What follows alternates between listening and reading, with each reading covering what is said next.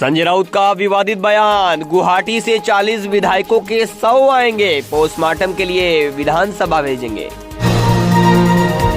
संजय राउत का विवादित बयान, बोले जो 40 लोग वहां हैं वो जिंदा लाशें हैं।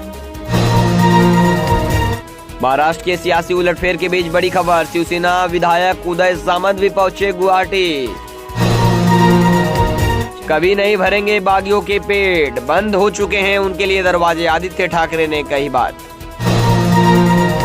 शिंदे के पास बहुमत पर सत्ता की राह मुश्किल, शिंदे गुट के 20 विधायक राउत के संपर्क में हैं, महाराष्ट्र जाते ही तितर बितर होने का डर।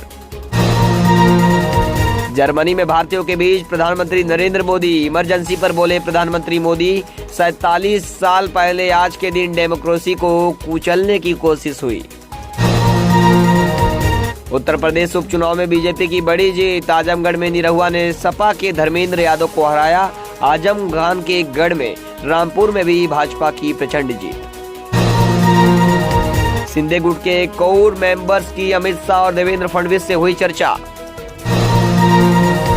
शिंदे गुट की याचिका में विधानसभा में शिंदे की जगह किसी और विधायक को शिवसेना विधायक दल का नेता और चीफ व्हिप बनाने को भी चुनौती दी गई। सुप्रीम कोर्ट पहुंचा शिंदे गुट, दायर की 2 याचिका, कल हो सकती है सुनवाई। महाराष्ट्र के मुख्यमंत्री उद्धव ठाकरे सोमवार शाम 6 बजे कोवंड में एक जनसभा को संबोधित करेंगे। शरद पवार ने कहा कि महाराष्ट्र के गृह मंत्री से मेरी बात हुई, बागी विधायकों को पुलिस प्रोटेक्शन दिया गया है, उनकी सुरक्षा पुख्ता है। दुनिया के लिए भरोसेमंद 5G प्रौद्योगिकी समाधान ला सकता है भारत, टेलीकॉम मंत्री अश्विनी वैष्णव। उद्धव ठाकरे सरकार चला सकते हैं कि नहीं, विधायकों के मुंबई लौटने पर ही साफ होगा। शरद पवार के बयान से अघाड़ी सरकार के भविष्य की शंकाएं बढ़ी। योगी का आजमगढ़ कर गया कमाल, बीजेपी की जीत के साथ आजमगढ़ का नाम बदलने की मांग हुई थी, सीएम ने कहा था चुकिएगा मत। 900 वोट के पोलिंग बूथ पर सिर्फ 6 मत पड़े, यह चुनाव नहीं था, रामपुर में सपा की करारी हार पर भड़के आजम खान। रामपुर के बाद अब आजमगढ़ में भी बीजेपी का कब्जा, निरहुआ ने धर्मेंद्र यादव को 7000 से ज्यादा वोट से हराया। प्रवासी भारतीयों से बोले प्रधानमंत्री मोदी, आप भारत की सक्सेस स्टोरी और हमारी सफलताओं के ब्रांड एम्बेसडर। आजमगढ़ रामपुर उपचुनाव में बीजेपी की ऐतिहासिक जीत, त्रिपुरा में भी लहराया परचम, पीएम मोदी अमित शाह समेत कई नेताओं ने दी बधाई। महाराष्ट्र में सियासी संकट के बीच रेडिसन ब्लू होटल में बागी विधायक का बर्थडे सेलिब्रेशन, एकनाथ शिंदे रहे मौजूद। अनुराग ठाकुर बोले साल 2025 तक 4 लाख करोड़ रुपए जनरेट करेगी मीडिया और एंटरटेनमेंट इंडस्ट्री। उपचुनाव में सपा की हार पर बोले अखिलेश यादव, अखिलेश ने कहा कि लोकतंत्र का चीर हरण किया गया है। आजमगढ़ को निरहुआ का संदेश, कहा अपने सपोर्ट किया, अब बाकी काम हम करेंगे। पिछली बार सपा बसपा के साथ मिलकर लड़ी थी, इसलिए बच गए थे, वरना पिछली बार ही बीजेपी बन गई होती सरकार।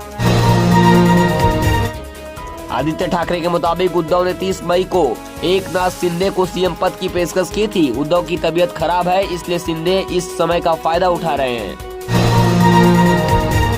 यूपी उपचुनाव के नतीजों पर बोले असदुद्दीन ओवैसी, सपा में भाजपा को हराने की काबिलियत नहीं है। ओवैसी मुसलमानों को निकम्मी पार्टियों पर वोट जाया नहीं करना चाहिए। असदुद्दीन ओवैसी बोले अपने मुकद्दर के फैसले खुद करे। ओवैसी बोले रामपुर और आजमगढ़ उपचुनाव में बीजेपी ने सपा को हराया। इस वक्त एक बड़ी खबर आपको बता दें, आजमगढ़ जीतने के बाद दिनेश लाल यादव, निरहुआ का बयान सामने आया है, सुनिए उन्होंने क्या कुछ कहा। कड़ा टक्कर तो था, मुकाबला आखिरी तक चला, आपने देखा ही, मतलब आखिरी बॉल तक कह सकते हैं कि मैच चला है। लेकिन जनता ने चुना कि कमल खिलाएंगे और आजमगढ़ के विकास के साथ जाएंगे। एक फाइनल क्वेश्चन है, very popular film star. Film stars जब पॉलिटिक्स में आते हैं तो कभी कभी राजनीति पे उतना ध्यान अपने पाते हैं, हाउ टू, क्योंकि मेरे पास पूरा समय है, मैंने इसकी बड़े अच्छे से तैयारी की है। मैं लगभग 12 फिल्में ऑलरेडी बना के तैयार कर चुका हूँ, जो आने वाले 2 साल तक वो रिलीज होती रहेगी। और मुझे ये आजमगढ़ छोड़ के जाने की आवश्यकता नहीं पड़ेगी कि अरे फिल्म करना है, ऐसा नहीं ठीक है। है। 12 फिल्में पूरी तरह तैयार करके आया हूँ, तो मुझे आजमगढ़ में अभी काम करना है, यहाँ से जाना नहीं है। Thank you. चुनावी नतीजे कहाँ है? चुनाव था ही कहाँ? इसे ना आप चुनाव कह सकते हैं ना चुनावी नतीजे कह सकते हैं। 900 वोट का पोलिंग स्टेशन और 6 वोट बस्ती है मुसलमानों की। 500 का पोलिंग मोहल्ला है मुसलमानों का, 1 वोट।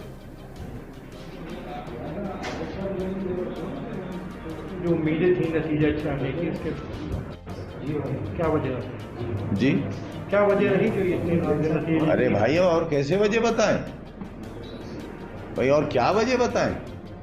अब आप बिल्कुल नादान बन जाओ, मासूम बन जाओ, कुछ आपको नजर ही नहीं आए, कुछ आपको दिखे ही नहीं, कुछ आप कहना ही नहीं चाहो, बताना ही नहीं चाहो, सिर्फ सरकार की ढपली बजाओ, सिर्फ उनके पैसों पर मौज मस्ती करो, तो क्या बताएं आपको भाई? आपको क्या बताएं? आप हमें बताओगे या हम आपको बताएं? भाई लोकतंत्र का स्तंभ आप हो या हम हैं कमजोर लोग? आप बताएंगे हमें।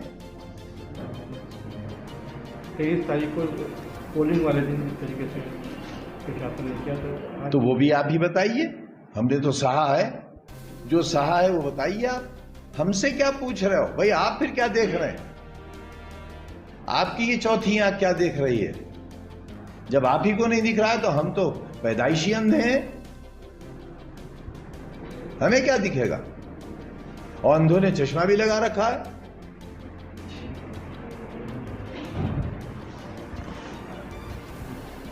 तो अपने प्रत्याशी की जीत मानते हैं जिस तरीके से इतने कुछ होने के बाद? यकीनन यकीनन हमारी अखलाकी जीत भी है, सियासी जीत भी है। वोटर्स को क्या संदेश देना चाहते हैं जो कार्यकर्ताओं में? घृणा का जवाब घृणा से न दें। इस वक्त की बड़ी खबर आपको बता रहे हैं, महाराष्ट्र में एकनाथ शिंदे के साथ गए शिवसेना के 15 बागी विधायकों को केंद्र सरकार यानी मोदी सरकार ने Y+ सुरक्षा दे दी है। इस वक्त की बड़ी खबर आपको बता रहे हैं, अब इन्हें सीआरपीएफ की सिक्योरिटी मुहैया कराई गई है। इन विधायकों के घरों पर भी सीआरपीएफ तैनात कर दी गई है। इस वक्त की बड़ी खबर आपको बता रहे हैं, विधायकों के घरों और दफ्तरों पर शिव सैनिकों के हमलों के बाद ये फैसला लिया गया है। इस वक्त की बड़ी खबर, इधर आयुक्ता का नोटिस पा चुके 16 बागी विधायकों ने सुप्रीम कोर्ट जाने का फैसला किया है। बागी विधायक कोर्ट में शिवसेना विधायक दल के नए नेता के फैसले को भी चुनौती देंगे। इस वक्त की बड़ी खबर, शिवसेना के 15 बागी विधायकों को केंद्र ने Y+ सुरक्षा दी, उनके घरों पर सीआरपीएफ तैनात कर दी गई है।